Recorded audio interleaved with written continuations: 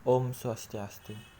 Perkenalkan, saya Putu Renaldana Pratama dengan NIM 20 12 02 10 14 dari Program Studi Pendidikan Bahasa Inggris ingin menyampaikan materi LKM 7 Agama Hindu. Baik, langsung saja soal pertama, yaitu apa yang dimaksud dengan orang suci menurut agama Hindu. Orang suci adalah manusia yang memiliki mata batin dan dapat memancarkan kewibawaan rohani serta mempunyai kepekaan untuk menerima getaran-getaran gaib. Dalam penampilannya dapat mewujudkan ketenangan dan penuh welas asih yang disertai kemurnian lahir dan batin dalam mengamalkan ajaran agama Hindu. Tidak terpengaruh oleh gelombang hidup, suka dan duka. Soal kedua yaitu jelaskan cara penyucian untuk menjadi orang suci dalam agama Hindu. Yang pertama yaitu laki-laki yang sudah menikah atau tidak menikah seumur hidupnya atau Sukla Brahmacari. Yang kedua, wanita yang sudah menikah atau tidak menikah seumur hidupnya atau Sukla Brahmacari. Yang ketiga, pasangan suami istri. Yang keempat, usia minimal 40 tahun. Yang kelima, paham bahasa Kawi, Sanskerta, Indonesia, menguasai secara mendalam isi dari kitab suci Weda, dan memiliki pengetahuan umum yang luas. Selanjutnya itu sehat jasmani dan rohani. Selanjutnya, berbudi pekerti yang luhur. Selanjutnya, tidak tersangkut pidana. Selanjutnya, mendapatkan persetujuan dari gurunya atau nabi. Dan yang terakhir, lulus diksa pariksa yang dinyatakan dengan surat resmi dari pengurus PHDI Kabupaten atau provinsi setempat. Soal ketiga yaitu orang-orang suci agama Hindu, Pandita dan Pinandita sangat besar perannya dalam kehidupan beragama. Mengapa demikian? Hal itu karena seorang Pandita mempunyai wewenang untuk memimpin upacara yajna. Kewenangan ini dimuat dalam lontar Bhisma Parwa, Udyoga Parwa, Bomantaka, Brahsasana, dan Sila Krama. Dalam lontar Udyoga Parwa menyebutkan karma Pandita telah memiliki ilmu kerohanian yang sempurna dan tinggi, maka beliau pun dapat menyempurnakan pihak lain seperti melakukan dengan memimpin suatu upacara yajna. Soal yang keempat yaitu jelaskan pengertian orang suci, Pandita dan Pinandita.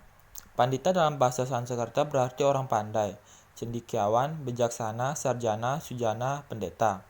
Yang dimaksud dengan Pandita adalah pendeta, seorang rohanian Hindu yang telah madwijati melalui upacara diksa. Sedangkan Pinandita adalah seorang rohanian Hindu tingkat Eka Jati. Seorang calon Pinandita tidak didiksa melainkan diwinten. Dengan demikian, statusnya berbeda dengan Pandita. Soal selanjutnya yaitu jelaskan sasana dan wewenang orang suci, Pandita dan Pinandita. Antara Pandita dengan Pinandita juga mempunyai status dan wewenang yang berbeda, termasuk pula sasananya. Seorang Pinandita adalah seorang rohanian Hindu tingkat Eka Jati, kelahiran sekali tidak didiksa melainkan diwinten. Setelah melalui upacara pawintenan, seorang Pinandita dapat menyelesaikan upacara yajna tertentu, atau biasanya pada pura tertentu, khususnya pura yang diemongnya, atau menjadi tanggung jawabnya. Demikian pula untuk upacara Purnama Tilem dan upacara-upacara keagamaan lainnya, bisa dan diselesaikan oleh Pinandita. Pada umumnya di Bali, Pinandita ini adalah pemangku. Namun apabila ada upacara-upacara besar seperti upacara-upacara pedudusan agung di sebuah pura atau melakukan tawur dan sebagainya, harus diselesaikan oleh seorang pandita. Demikian pula sebagai contoh dalam upacara Purnama dalam umat Hindu Bali, selain oleh Pinandita dipuput juga oleh pandita. Soal nomor 6 yaitu jelaskan riwayat singkat orang suci agama Hindu. Para resi dalam agama Hindu berhasil menerima wahyu dari Ida Sang Hyang Widi-Wasa. Penting diketahui oleh generasi pewaris agama Hindu, dan berikut akan diuraikan tentang ketujuh para maharesi yang menerima wahyu dari Ida Sang Hyang Widi-Wasa. Antara lain yang pertama, Grasemada. Tentang sejarah kehidupan maharesi Grasemada tidak banyak diketahui. Namun demikian, Resi Grasemada telah berhasil menerima wahyu Sruti tentang ayat-ayat suci Weda, yang kemudian dihimpunnya dalam Rigveda, terutama dalam Mandala 2. Yang kedua yaitu Wiswamitra. Maharesi Wiswamitra adalah maharesi yang kedua menerima wahyu. Wahyu ayat-ayat suci yang diterima itu kemudian dihimpun dalam Rigveda pada Mandala 3. Nama Maharesi Wiswamitra banyak disebut-sebut dalam sejarah agama Hindu. Yang ketiga yaitu Wamadewa. Dalam cerita disebutkan bahwa Maharesi Wamadewa sejak berada dalam kandungan ibunya telah mencapai penerapan sempurna, yaitu mampu berdialog dengan Dewa Indra dan Aditi. Beliau juga telah menerima wahyu ayat-ayat suci dan menghimpunnya dalam Rigveda pada Mandala 4. Yang keempat yaitu Atri. Maharesi Atri menerima wahyu Weda yang dihimpun dalam Rigveda pada Mandala 5. Sejarah dan riwayat Maharshi Atri tidak banyak diketahui. Yang kelima yaitu Bharadwaja. Nama Bharadwaja sebagai tokoh Maharshi hanya disebut-sebut dalam Purana dan Ramayana. Resi Bharadwaja adalah putra Maharshi Atri dan banyak dihubungkan dengan riwayat hidup Walmiki. Maharshi Bharadwaja menerima kitab suci Weda dan kemudian dihimpun dalam Rigveda Mandala 6. Maharshi ini disebutkan bersemayam di pertapaan Citrakuta di mana Rama dan Laksamana pernah tinggal untuk sementara. Yang keenam yaitu Wasita. Telah menerima wahyu ayat-ayat suci Weda yang kemudian dihimpun dalam ayat-ayat Rigveda dalam Mandala 7. Di dalam cerita Mahabharata, nama Resi Wasita sama terkenalnya dengan nama Resi Wiswamitra. Yang terakhir yaitu Kanwa. Maharshi Kanwa merupakan Maharshi yang ketujuh dalam menerima wahyu Weda. Dan wahyu yang telah diterima kemudian dihimpun dalam ayat-ayat Rigveda Mandala 8.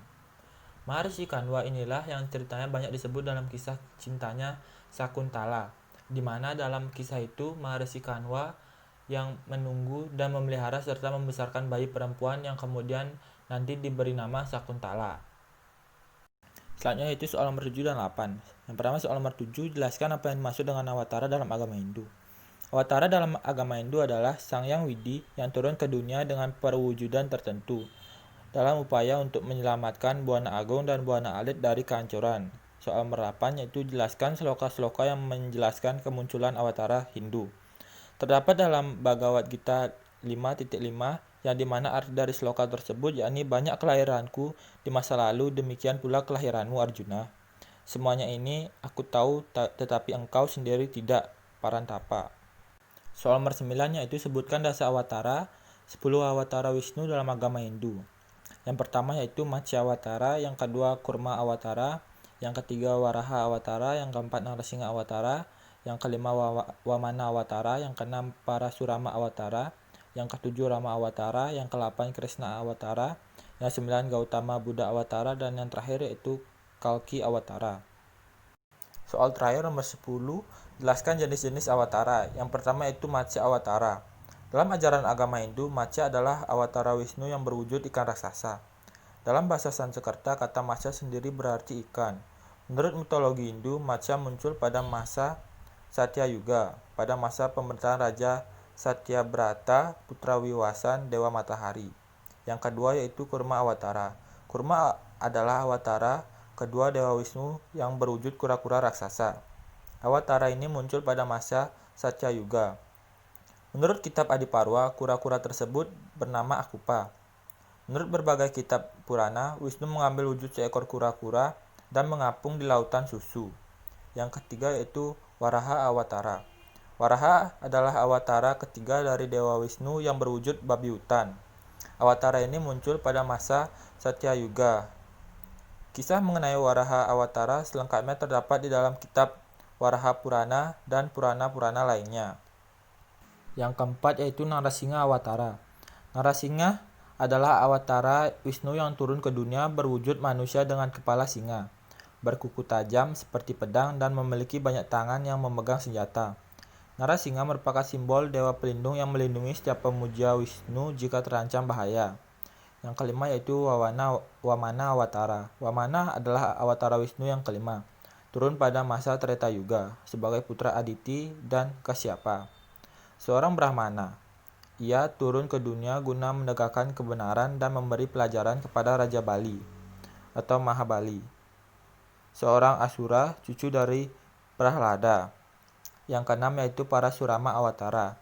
Parasurama adalah nama seorang tokoh Ciranjiwin dalam ajaran agama Hindu. Secara harfiah, nama Parasurama bermakna Rama yang bersenjata kapak. Nama lainnya adalah Bhargawa yang bermakna keturunan Maharshi Bregu. Yang ketujuh, Rama Awatara.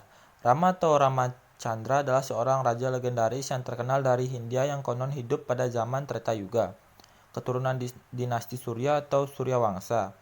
Ia berasal dari kerajaan Kosala yang beribu kota Ayodhya. Menurut pandangan Hindu, ia merupakan awatara Dewa Wisnu yang ketujuh yang turun ke bumi pada zaman Treta Yuga. Yang ke-8, Krishna Awatara. Krishna adalah salah satu dewa yang dipuja oleh umat Hindu, berwujud pria berkulit gelap atau biru tua, memakai dhoti kuning dan mahkota yang dihiasi bulu merak.